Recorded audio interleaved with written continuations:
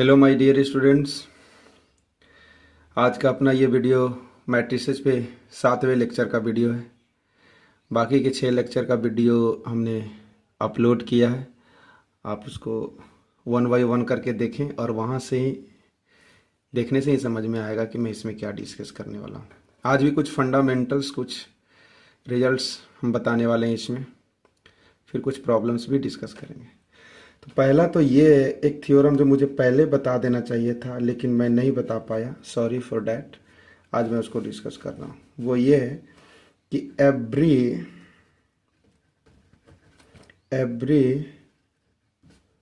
Matrix square matrix, यहाँ पे क्या कर लेना, किस मैट्रिक्स की मैं बात कर रहा हूँ? स्क्वायर मैट्रिक्स की बात कर रहा हूँ। Every square matrix can be expressed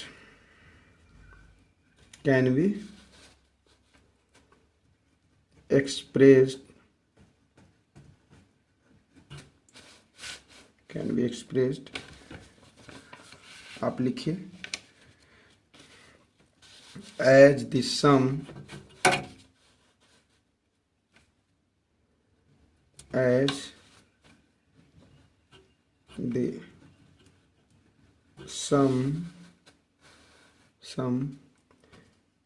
of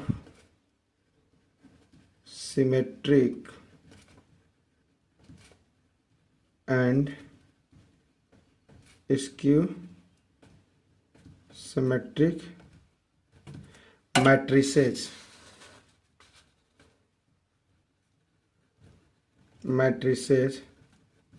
of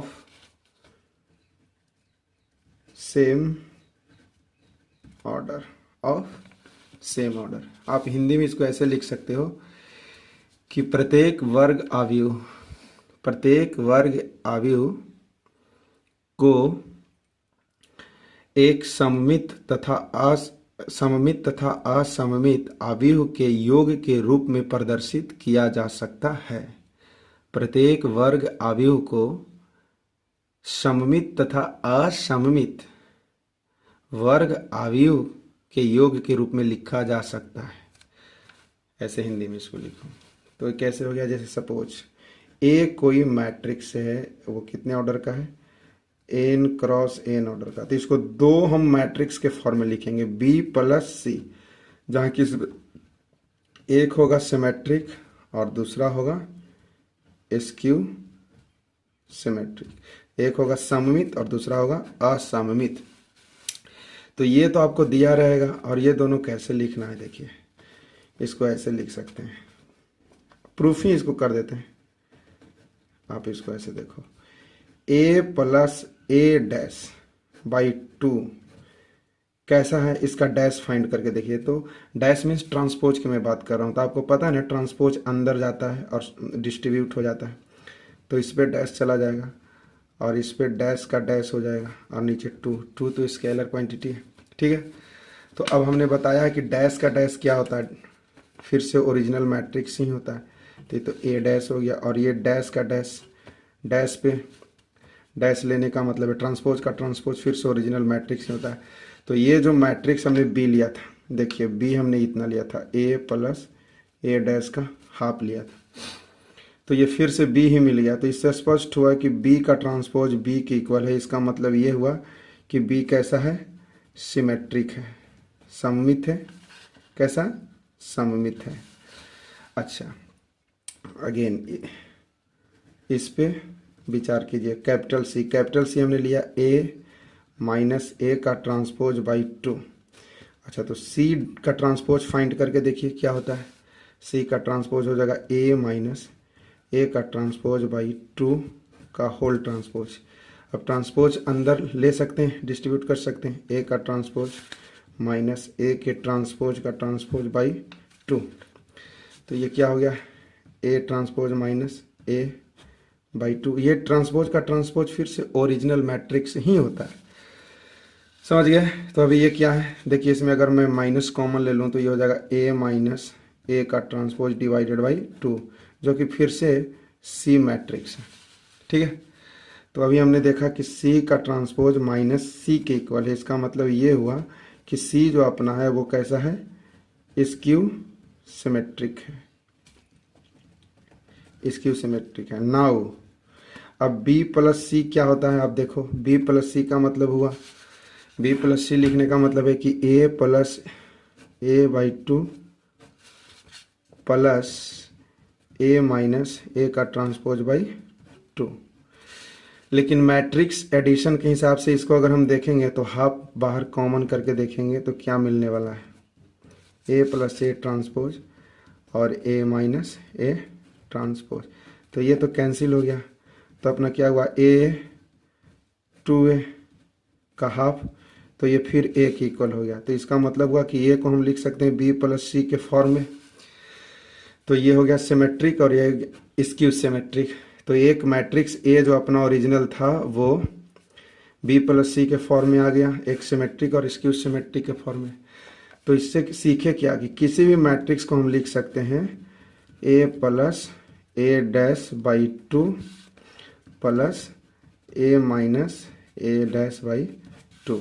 तो ये सिमेट्रिक और ये स्क्यू सिमेट्रिक मैट्रिक्स हो गया। तो ये लिखने का तरीका हो गया। एग्जाम्पल, जैसे सपोज ए कोई मैट्रिक्स है या 1 3 3 2 0 1 3 माइनस 1 2, ये कोई वर्ग अवयव है 3 क्रॉस 3 का है।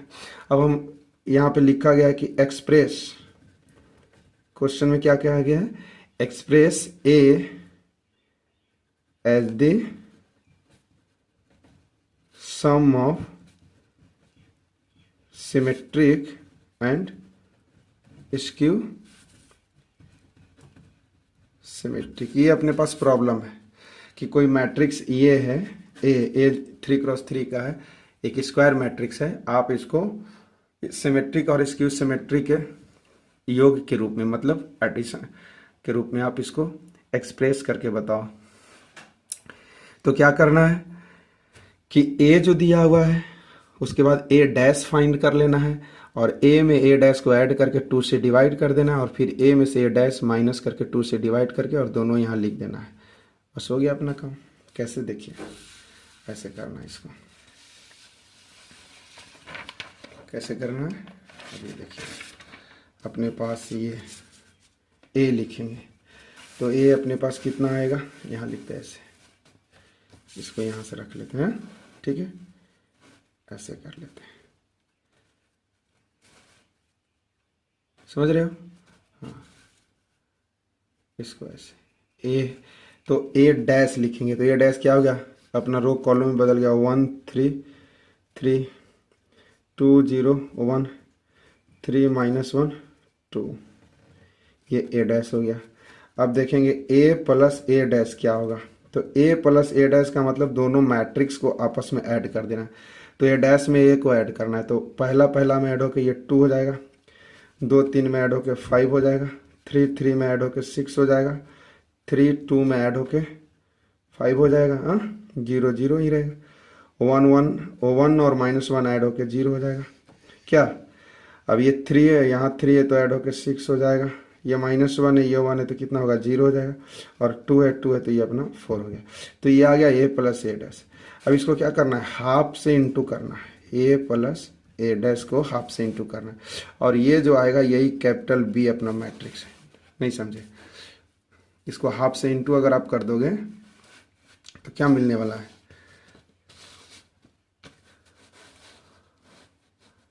हाफ से इंटू करके आप देखो, इसको कर दिया हमने हाफ से इंटू। तो इंटू कैसे होता है, किसी मैट्रिक्स में हाफ से अगर करेंगे तो ये जो अपना ए प्लस ए डैश आया है इसको हाफ से इंटू करने का मतलब है कि हाफ अंदर जाएगा 1/2 और प्रत्येक में इसमें प्रत्येक इंट्रीज में वो इंटू हो जाएगा। तो 2 में हाफ इंटू होगा तो ये 1 हो जाएगा, होगा नहीं, 5/2 हो जाएगा, 3 हो जाएगा, हाँ इसको फिर 5/2 लिखेंगे, ये तो 0 होगा, 0 होगा, फिर 3 होगा, ये 2 होगा, ये आ गया बी। अब हम सी फाइंड करेंगे, तो ए में पहले ए डैश को माइनस कर लेते हैं, तो वो कितना आएगा इसको भी देख लेते हैं। ए में ए डैश को माइनस करो, देखो अपना यहाँ ये ए है और ए डैश को माइनस करेंगे तो एक मैट्रिक्स में से दूसरे को सब्ट्रैक्ट कैसे करते हैं, करस्पॉन्डिंग एंट्रीज को प्रत्येक एंट्रीज को उसके करस्पॉन्डिंग एंट्रीज के साथ। तो O1 में माइनस होके यहाँ पे 0 आ जाएगा। 3 में से 2 माइनस होगा, 3 में से 2, आप इसको चाहो तो लिख लो, ऐसा नहीं कंफ्यूज नहीं होना है। 1 3 3 2 0 1 3 माइनस 1 2, ये हो गया अपना ए। और फिर ए डैश लिखेंगे 1 2 3 3 0 माइनस 1 3 1 2, ये हो गया। तो माइनस होने के बाद क्या मिलने वाला है, देखो माइनस कर लेते हैं इसको, क्या तो कैसे होगा, आप इसको ऐसे देखो यहाँ से O1 minus 1 0 3 minus 2 O1 3 minus 3 0 2 minus 3 minus 1 0 minus 0 0 O1 minus 1 2 3 minus 3 0 और माइनस 1 माइनस 2 और 2 माइनस 2 0, समझ गए। अब इसको भी हाफ से इंटू कर देना है, इसको क्या कर देना है, हाफ से इंटू कर देना है। इसका नाम क्या रखना है, कैपिटल सी रखना है। तो हाफ से जब इसको इंटू करोगे तो क्या होने वाला है, ये जो मैट्रिक्स है इसको हाफ से इंटू करेंगे ऐसे O1/2 से, तो ये 1/2 अंदर चला जाएगा और सब में इंटू हो जाएगा। तो 1/2 0 में इंटू होगा 0 होगा, 1/2 1 में इंटू होगा 1/2 होगा, 1/2 0 में 0, फिर इसी तरीके से माइनस 1/2 0 2 0 माइनस 1 0, ये सी आ गया। अब हम जानते हैं कि ए इक्वल टू होता है क्या, बी प्लस सी। तो बी यहाँ पे लिख देना है, हाँ तो बी कितना लिख दिए, बी अपना जो आया वो लिख देंगे O1 5/2 3, यहाँ आया ना बी, ये आया बी अपना, तो बी हमने यहाँ पे लिख दिया। वहाँ से 5/2 3, फिर 5/2 0 0, आप यहाँ देखो 5/2 0 0, फिर 3 0 2, तो यहाँ लिख देंगे 3 0 2, फिर प्लस, अब सी लिखेंगे सी, ये जो है अपना सिमेट्रिक मैट्रिक्स हमने लिख दिया। अभी स्क्यू सिमेट्रिक लिख रहे हैं, तो ये स्क्यू सिमेट्रिक में तो ये आएगा 0 half 0 minus half 0 2 0 minus half 0, ठीक है। ये अपना हो गया स्क्यू सिमेट्रिक। अब चाहो तो यहाँ ए का जो ओरिजिनल फॉर्म है वो भी लिख सकते हो, जो ए मैट्रिक्स है ओरिजिनल वो लिख दे सकते हैं ऐसे। तो ये क्या था, ये था 1 3 3 2 0 1 3 माइनस 2, तो ये अपना ए हो गया, दो मैट्रिक्स के योग के रूप में लिखा गया है।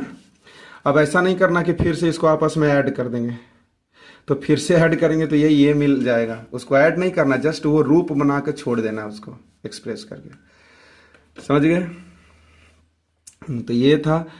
अब आप मैं यहाँ पे एक एक्सरसाइज आपको दे रहा हूँ, आप इसको करके रखना,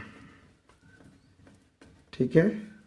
एक्सरसाइज दे रहा हूँ, वो क्या है अपना, एक मैट्रिक्स दिया जा रहा है, उसको एक्सप्रेस करना ठीक इसी तरीके से जैसे हमने अभी किया है।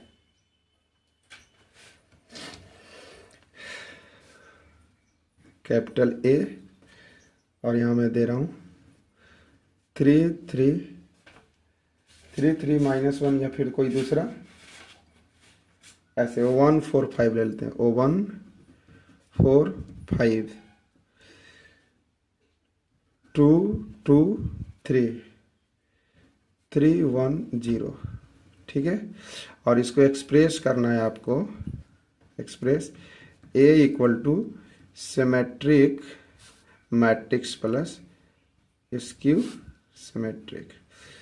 दो मैट्रिक्स फाइंड करना है, एक सिमेट्रिक होना चाहिए, दूसरा स्क्यू सिमेट्रिक होना चाहिए, और दोनों को ऐड करें तो ए मिलना चाहिए। ऐसा लिखना आपको ऊपर के जैसा, जैसा ऊपर अभी बताया ना मैंने, ठीक उसी तरीके से। अब क्या है, अब एक बड़ा इंपॉर्टेंट टाइप है मैट्रिक्स का जो पहले छूट गया था, कुछ चीज़ें छूट गई थी, उसको मैं यहाँ पे कंटिन्यू कर दे रहा हूँ। आप यहाँ से देखो वो क्या है, देखो उसको बोलते हैं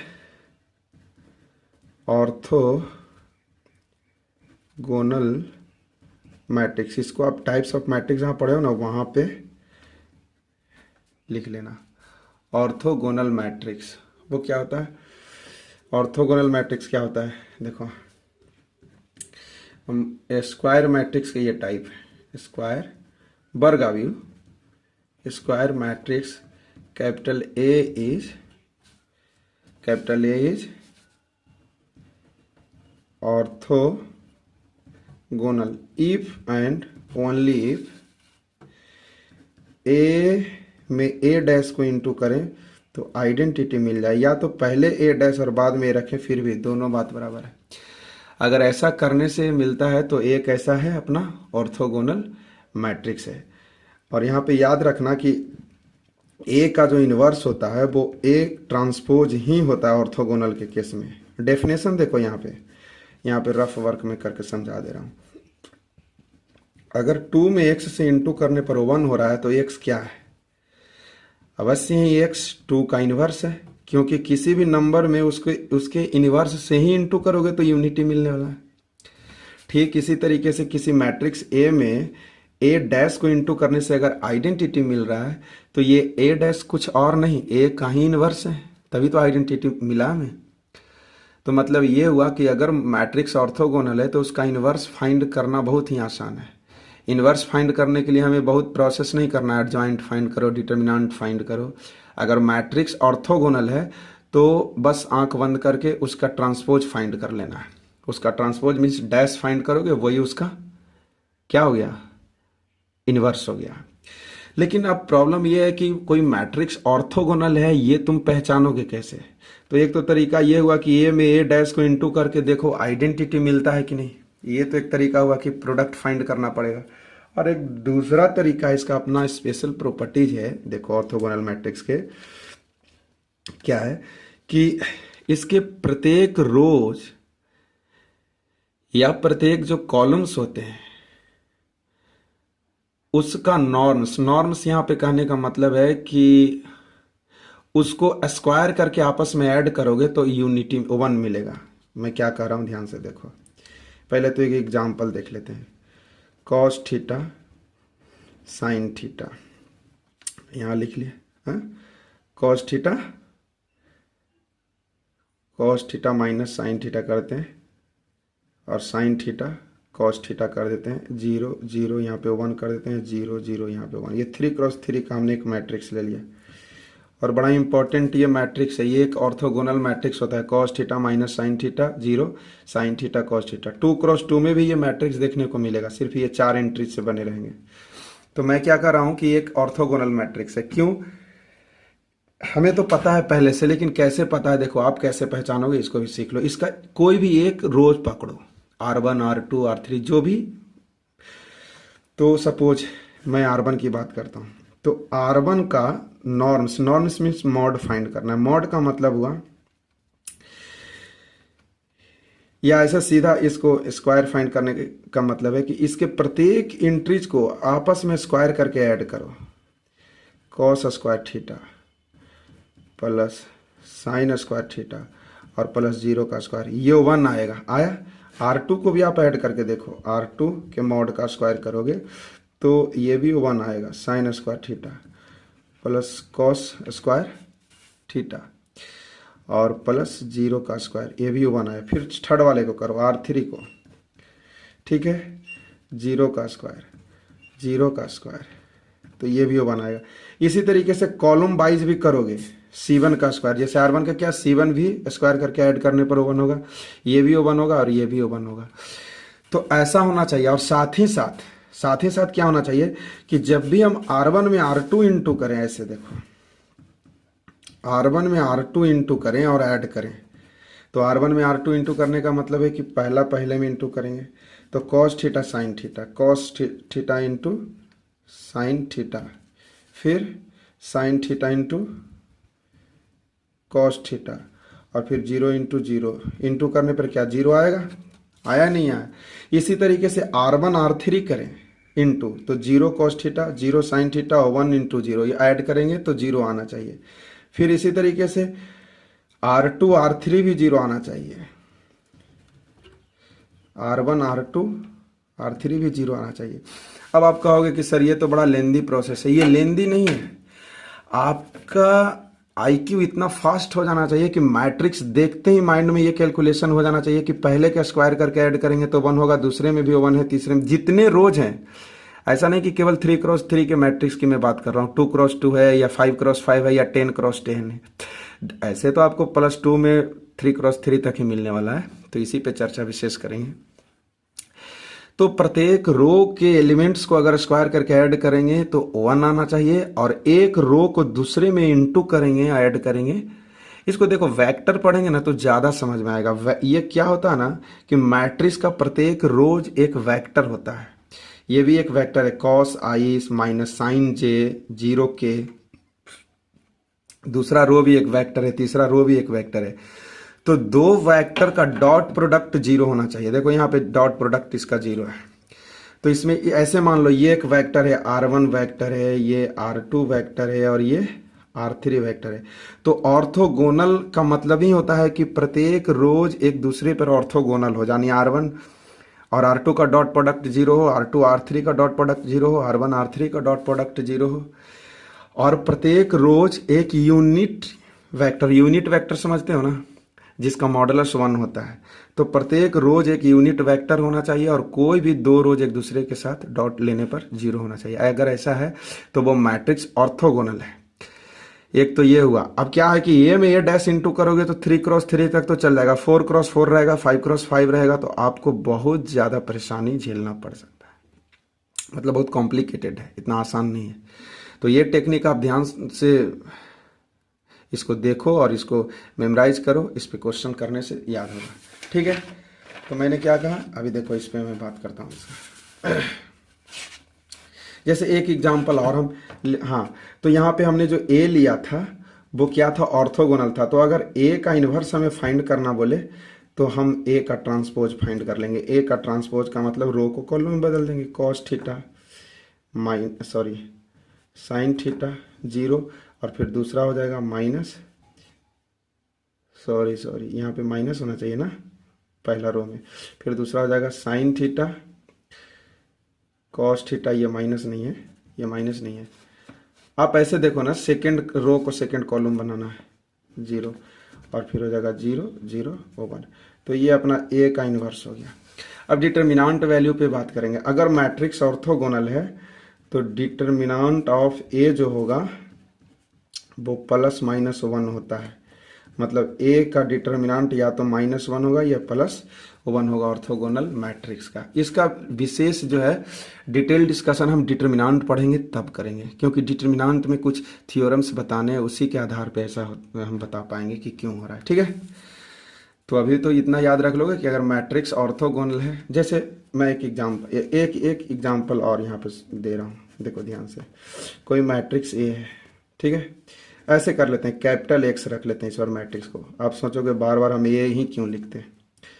तो ये है cos थीटा और माइनस साइन थीटा, अपना है साइन थीटा और यहाँ है cos थीटा। और आपको फाइंड करने कहा गया है x into adjoint x into adjoint x equal to suppose lambda i है, देन लैम्डा क्या होगा, तो देखो जो मैट्रिक्स आपको दिख रहा है ये एक ऑर्थोगोनल मैट्रिक्स। हमने कैसे देख लिया, फर्स्ट R1 का और R2 ये दो वेक्टर हैं, इन दोनों का मॉडुलस यूनिट 1 है, मतलब यूनिटी वेक्टर है, और एक दूसरे में इंटू करके देखो तो 0 भी हो रहा है। अब हम जानते हैं वी नो कि हम मैट्रिक्स में ये पढ़ा है, उस दिन ही मैंने बताया था कितना इक्वल टू होता है x का डिटर्मिनांट इंटू आइडेंटिटी मैट्रिक्स। याद करो, हमने रिजल्ट बताया था a into adjoint a equal to a का डिटर्मिनांट इंटू आइडेंटिटी मैट्रिक्स पढ़ाया था हमने, ऐसा पढ़ाया था। तो इसका हम यहाँ पे यूज कर लिए कि a इंटू एडजॉइंट x का मतलब x का डिटर्मिनांट इंटू आइडेंटिटी। लेकिन x का डिटर्मिनांट क्या है यहाँ पे, यहाँ तो x हमारे पास है ना अपना, तो x का डिटर्मिनेंट क्या है, अब बताओ, नहीं बता पाए? कोई नहीं, फाइंड कर लेते हैं। ऐसा क्या है, ऐसे 1 होगा या -1 होगा, अभी तो ऊपर बताया था क्या हो गया, cos स्क्वायर थीटा और plus sine square theta equal to 1, तो 1 इंटू आई हो गया। तो ये हो गया, यही लैम्डा का वैल्यू है यहाँ पे, तो इसका मतलब ये हो गया कि लैम्डा का वैल्यू 1 होगा। समझ गए? हाँ, तो इस तरीके से क्वेश्चंस इस पे बनाए जा सकते हैं, ऐसा नहीं है। अब इसी के अगेंस्ट में तुरंत ही एक और भी बड़ा फेमस पॉपुलर कर सकते हो मैट्रिक्स है, उसको बोलते हैं क्या, यूनिटरी मैट्रिक्स। कौन सा मैट्रिक्स? Unitary matrix. इसी का जुड़वा भाई है यूनिटरी मैट्रिक्स। यूनिटरी मैट्रिक्स क्या होता है कि कोई वर्ग अभिव्यक्ति यू है, यू कैसा होना चाहिए, स्क्वायर मैट्रिक्स होना चाहिए। तो ये यूनिटरी होगा कब, यूज कर लो, if and only if U में यू का थीटा इंटू करें, यू का मतलब ट्रांजुगेट, तो आइडेंटिटी मिले, या यू के ट्रांजुगेट पहले रखें और यू बाद में रखें। अब ट्रांजुगेट क्या होता है ये हमने बताया पहले। अब चाहो तो कैपिटल यू की जगह कैपिटल ए भी यूज कर सकते हो, कैपिटल ए भी यूज कर सकते हो। अब देखो ये ठीक ऊपर वाला ऑर्थोगोनल मैट्रिक्स ही पढ़ाया गया, लेकिन इसमें एक्स्ट्रा क्या है ये ध्यान से देखो। अगर कोई मैट्रिक्स जो यू लिया गया उसके इंट्रीज अगर कॉम्प्लेक्स हैं, अगर इंट्रीज कॉम्प्लेक्स हैं, तब जो होता है उसका यू थीटा उसका ट्रांजुगेट होता है। ट्रांजुगेट क्या होता है, पहले उसका कॉन्जुगेट निकालते हैं। कॉन्जुगेट कैसे निकालते हैं बताया गया पिछले वीडियो में। फिर उसका ट्रांसपोज निकालते हैं। तो कॉन्जुगेट का ट्रांसपोज या पहले ट्रांसपोज बाद में कॉन्जुगेट, ऐसा भी कर सकते हैं। तो इसको ट्रांजुगेट ऑफ मैट्रिक्स बोलते हैं, उसको यू थीटा बोलते हैं। तो यू में यू थीटा इंटू करोगे तो यहाँ पे यू थीटा क्या होगा, यू का इनवर्स होगा। ध्यान से देखना है, ऊपर के डेफिनेशन से समझ सकते हैं इसको, कि यूनिटरी मैट्रिक्स में आप इनवर्स फाइंड करने के लिए कुछ नहीं करना है, उस मैट्रिक्स का ट्रांजुगेट फाइंड कर लेना है। तो ट्रांजुगेट का कॉन्सेप्ट जो है, ट्रांजुगेट तब फाइंड करेंगे ना जब उसके इंट्रीज कॉम्प्लेक्स नंबर हो। यहाँ कॉम्प्लेक्स नंबर कोई हो, कोई कम से कम एक इंट्रीज कॉम्प्लेक्स नंबर हो। लेकिन अगर मान लो रियल इंट्रीज हैं, तो रियल इंट्रीज हैं तो उस समय यू थीटा, अगर यू रियल मैट्रिक्स है तो यू थीटा कुछ और नहीं, यू डैश को ही यू थीटा बोला जाता है। नहीं समझे? अगर यू के सारे इंट्रीज रियल हैं, जैसे A B C D E F G H I, ये सारे रियल इंट्रीज हैं, तो इसका यू थीटा जो है वो कुछ और नहीं, इसी का जो ट्रांसपोज है उसी को यू थीटा बोलेंगे। ये यू थीटा कब अलग होगा, जब यू के अंदर कॉम्प्लेक्स नंबर आ जाए, 2 माइनस आई, आई प्लस 1, 0, 2i ऐसा आ जाए, तब यू थीटा, ये इसका डैश नहीं है, तब तो यू थीटा का मतलब हुआ कि यू का बार लेंगे और उसका ट्रांसपोज लेंगे। अब यू का बार का मतलब पहले बार लेंगे तो सबका बार हो जाएगा 2 प्लस आई माइनस आई प्लस 1, 0 का बार 0 और ये माइनस 2i, और फिर इसका ट्रांसपोज लेंगे तो इसका ट्रांसपोज क्या हो जाएगा, 2 प्लस आई 1 माइनस आई 0 और 2 माइनस आई। तो ये हो गया अपना यू थीटा। अब इसको यू में इंटू करके देखना, अगर आइडेंटिटी आ गया तो मैट्रिक्स यूनिटरी है, और नहीं तो अगर रियल है तो यूनिटरी मैट्रिक्स जो है वो ठीक ऑर्थोगोनल मैट्रिक्स को फुलफिल करता है। अब इसको पहचानने का क्या तरीका है, फिर उसी तरीके से क्या हमें यू में यू थीटा इंटू करके ही देखना पड़ेगा या कोई दूसरा टेक्निक भी हो सकता है। तो दूसरा भी है कि प्रत्येक जो R1 है, R2 है, R3 ऊपर के जैसा है, वो प्रत्येक यूनिट वेक्टर होना चाहिए कॉम्प्लेक्स नंबर में। मतलब इसको स्क्वायर करो मॉड का, इसका स्क्वायर करो इसके मॉड का, समझ रहे हो, मॉडुलस का, तो वो यूनिट होना चाहिए। और फिर उसी तरीके से जो ऊपर बताया गया है कि R1 में R2 इंटू करें तो 0 होना चाहिए। तो इस टाइप से भी इसको हम टेस्ट कर सकते हैं। हालांकि यूनिटरी मैट्रिक्स 12th के लिए इतना ज़्यादा इंपॉर्टेंट नहीं है, फिर भी पढ़ रहे हैं तो इसको भी देख लिए, क्या पता यदा कदा कहीं मिल ही जाता है। ये हायर स्टडी में काम आते हैं। ठीक है, इतना समझ गए क्या? हाँ, अब तो क्या है कि कुछ थोड़ा सा हम और बेसिक बात डिस्कस करना चाह रहे थे। अब जैसे देखो, कुछ बेसिक ऐसा है कि अगर आपसे कोई कहता है किसी मैट्रिक्स, देखो हमने ये जो लिया है ये क्या है, मैट्रिक्स है, ऐसा नहीं कि ये कोई नंबर है, ध्यान रहे। तो ए का स्क्वायर का मतलब है ए में ए को इंटू करना। ए में आई इंटू करो तो किसी भी मैट्रिक्स में आइडेंटिटी इंटू होता है तो खुद वो मैट्रिक्स ही प्राप्त होता है।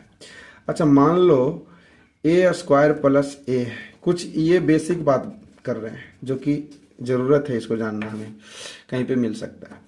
अब इसमें ये दो मैट्रिक्स है, ये मैट्रिक्स ए का स्क्वायर है प्लस मैट्रिक्स ए है। अब हम ए अगर कॉमन लेंगे तो क्या बचेगा? ऐसा नहीं है कि यहाँ पे ए प्लस वन बचेगा, ये लिखना गलत है। मैट्रिक्स के केस में वन नहीं हो, वन का काम आइडेंटिटी मैट्रिक्स करता है। यहाँ पे तो ये बचेगा और यहाँ पे आइडेंटिटी मैट्रिक्स बचेगा। नहीं समझ में आया? अब क्या, जैसे सपोज यहाँ पे ए है और आई है, ठीक है, और इसमें ये ए स्क्वायर है ऐसे, और इसमें हम ए कॉमन लेना चाहते हैं तो ये आप कॉमन लो, तो ये लेने पर यहाँ तो ये बचेगा। अब यहाँ क्या बचेगा? यहाँ तो ये था ही नहीं, तो यहाँ ए का इनवर्स दिखेगा। अगर ए इन्वर्टिबल है तब तो ये कैलकुलेशन भी सीखना जरूरी है। जैसे इसमें मैं बात कर रहा हूँ कि a माइनस बी के होल स्क्वायर क्या होगा, तो ये a और b अगर मैट्रिक्स है, मैं मैट्रिक्स की केस में ये बात कर रहा हूँ, कोई नंबर नहीं है, तो ऐसा लिखना बिल्कुल भी गलत होगा कि a square minus 2ab plus B square, ये गलत है, ऐसा नहीं लिख सकते। इसको ऐसे लिखना है, देखिए a माइनस बी का होल स्क्वायर इक्वल टू हो गया a minus B into A minus B. ये दो मैट्रिक्स, एक मैट्रिक्स का खुद के साथ इसी को इसी के साथ मल्टीप्लाई कर रहे हैं। तो देखो पहला में पहला इंटू होगा तो क्या होगा ए स्क्वायर, ए में बी इंटू होगा तो क्या होगा माइनस ए बी। अब यहाँ पे होगा बी ए, फिर बी में होगा ना इंटू ए, फिर प्लस बी स्क्वायर। अब इसको कभी भी भूल के भी नहीं ऐसा करना है कि ए बी और बी एक ही चीज है। हमने प्रोडक्ट में बताया था कि मैट्रिक्स में ए बी और बी ए जनरली इक्वल नहीं होते हैं, ऐसा नहीं होता है। कम्यूटेटिव लॉ को ये फॉलो नहीं करता है। अगर पहले प्रश्न में कहा गया है कि हाँ ये कम्यूटेटिव लॉ को फॉलो करता है तब आप इसका यूज कर सकते हो। जैसे एग्जाम्पल के तौर पे देखो, if A B equal to B A then A minus B के ऐसे कर लेते हैं, ऐसे ए माइनस बी और ए प्लस बी इक्वल टू क्या लिखोगे, ध्यान से देखो। तो ऐसा नहीं है कि ये X minus by X plus by A square minus B square है, ऐसा लिख दिए A square minus B square, ऐसा गलत है। आपको ऐसे चलना है, ए में ए से इंटू करना है ए स्क्वायर, ए में बी से इंटू करना है ए बी, बी में ए से इंटू करना है बी ए, और बी में बी से इंटू करना है बी स्क्वायर। अब यहाँ पे क्या है कि ए बी और बी ए दोनों एक ही चीज ऊपर बताया गया है पहले, इसलिए ये कट के आ जाएंगे ए स्क्वायर माइनस बी स्क्वायर। यहाँ पे ये सही है, लेकिन डायरेक्ट ऐसा कुछ कहा नहीं गया है और आप इतना देखने के बाद ये सोच लेते हो तो ये गलत है, ऐसा नहीं करना है। ठीक इसी तरीके से और भी एक एग्जांपल देख लेते हैं। जैसे सपोज ए प्लस 2b कि हम होल क्यू की अगर बात करें तो कैसे कैलकुलेट करोगे। ये ए प्लस बी का होल क्यू वाला फॉर्मूला नहीं लगाना है, ठीक है। इसको 3 बार आपस में इंटू करना है, पहले तो 2 बार करो, ठीक है। तो एक एक करके इंटू करो और जैसे आएगा बस वैसे ही छोड़ देना, किसी को आप अपने मन से चेंज नहीं कर सकते। ये मैट्रिक्स है, ये कोई ऐसे स्केलर क्वांटिटी का काम नहीं चल रहा है। समझ गए क्या? हाँ, एक और हम बात कर रहे हैं। जैसे देखो A square plus A minus I equal to 0, ये मैट्रिक्स इक्वेशन के नाम से जाना जाता है। ये कौन सा इक्वेशन है? Matrix equation. क्योंकि ये है एक इक्वेशन लेकिन यहाँ पे कोई वेरिएबल नहीं है, यहाँ पे वेरिएबल की जगह पे क्या है? मैट्रिक्स है। आगे हम थोड़ी कैले हैमिल्टन थ्योरम का बात करेंगे तो वहाँ समझेंगे कि मैट्रिक्स इक्वेशन होता क्या है। हालांकि 12th में इतना ही से काम चलाना है। तो अब आपसे ये ऑप्शन पूछेगा कि ए इन्वर्टिबल है कि नहीं है, इन्वर्टिबल है कि नहीं, आप जवाब दीजिए। या फिर ए प्लस आई इन्वर्टिबल है कि नहीं है, इन्वर्टिबल है कि नहीं है। या फिर क्या कर ले, ऐसे कर लेते हैं, ए प्लस आई इज क्या, सिंगुलर, या फिर A is non singular. 4 option हमने बना दिए। अब कौन सा सही है, B C D, A B C D हमने 4 कर दिया। अब ये मैट्रिक्स इक्वेशन को तो सेटिस्फाई कर रहा है। तो देखिए इसको कैसे प्रोसीड करना, बहुत ही आसान क्वेश्चन है ये। ऐसे करना है, A square plus A minus I is equal to 0 दे रखा है। हम इसको लिख सकते हैं A square plus A is equal to I लिख सकते हैं, या फिर इसको लिख सकते हैं ए कॉमन लेने के बाद क्या होगा, ए प्लस आई होगा। यहाँ पे ए बाहर चला गया, इधर क्या हो गया, आई। अब ध्यान से देखो, ये एक मैट्रिक्स है, ठीक है, और इसमें एक दूसरा भी मैट्रिक्स है, और इन दोनों का प्रोडक्ट क्या है, इन दोनों का प्रोडक्ट है आइडेंटिटी मैट्रिक्स। आप याद करो, हमने बताया था कि अगर ए में बी से इंटू करने पर आइडेंटिटी आ जाए तो इसका मतलब है कि ए का इन्वर्स बी है और बी का इन्वर्स ए है, दोनों एक दूसरे के इन्वर्स हैं, तभी तो आइडेंटिटी आया ना। तो ए में ए प्लस आई से इंटू होने पर आइडेंटिटी आ गया, इसका मतलब ए का इन्वर्स ए प्लस आई है और ए प्लस आई का इन्वर्स ए है, दोनों एक दूसरे के इन्वर्स हैं। तो अब क्या पूछा गया पहला में, ए इज इन्वर्टिबल है कि नहीं, तो हाँ, सपोज ये ऐसा नहीं है, ए इज इन्वर्टिबल, तो हाँ ये सही है, ए इन्वर्टिबल है, क्योंकि देखो इन्वर्टिबल का मतलब क्या है कि ए के साथ एक मैट्रिक्स ऐसा मिला जिसका प्रोडक्ट आइडेंटिटी हो रहा है, इसका इन्वर्स हम फाइंड कर सकते हैं, मतलब इन्वर्स एग्जिस्ट करता है। ए प्लस आई इन्वर्टिबल है कि नहीं, हाँ ए प्लस आई भी इन्वर्टिबल है, दूसरा भी सही है। A plus I is singular, singular matrix का मतलब जिसका डिटर्मिनेंट 0, ठीक है। तो ए प्लस आई का तो डिटर्मिनेंट 0 नहीं है ना, अगर इसका डिटर्मिनेंट 0 होता तो इसका इन्वर्स एग्जिस्ट ही नहीं करता। इन्वर्टिबल मैट्रिक्स कौन होते हैं, नॉन सिंगुलर मैट्रिक्स होते हैं। अगर नॉन सिंगुलर है तो इन्वर्टिबल है, और ठीक इसके उल्टा समझो कि अगर इन्वर्टिबल है तो वो नॉन सिंगुलर है, सिंगुलर मैट्रिक्स नहीं हो सकता है। तो ए प्लस आई सिंगुलर है, ऐसा नहीं, ये गलत है। ए इज नॉन सिंगुलर, बिल्कुल ए नॉन सिंगुलर है, क्योंकि ए का इन्वर्स एग्जिस्ट किया है, तो ये नॉन सिंगुलर ही है, नॉन सिंगुलर का ही इन्वर्स होता है। तो इस तरीके से कुछ क्वेश्चंस करने हैं। अभी तो बहुत वीडियो दिख रहा है, लंबा हो रहा है, अभी नेक्स्ट में और भी कुछ प्रॉब्लम लेके आते हैं, और नेक्स्ट में हमारा जो टारगेट होगा सिस्टम ऑफ इक्वेशन को मैट्रिक्स मेथड से कैसे सॉल्व करते हैं। सिस्टम ऑफ इक्वेशन जिसमें बहुत सारे इक्वेशंस दिए रहेंगे, सिस्टम एक उसको बोलते हैं इक्वेशन का सिस्टम, और उसको मैट्रिक्स मेथड से हाउ टू हैंडल, ये हमको देखना है। और उस पर कुछ कंडीशंस लगते हैं कि कब इनफाइनाइटली मेनी सॉल्यूशन होंगे, कब ट्रिवियल, कब नॉन ट्रिवियल, होमोजीनियस, मतलब बहुत सारी चीज़ें वहाँ पर हैं, सीखने को मिलेंगी। और तब हम लगातार क्वेश्चन ही करेंगे, 2 वीडियो ऐसा बनाएंगे जिसमें सिर्फ क्वेश्चंस बोर्ड और प्रीवियस IIT JEE में जो पूछे गए। थैंक यू, आज के वीडियो के लिए धन्यवाद।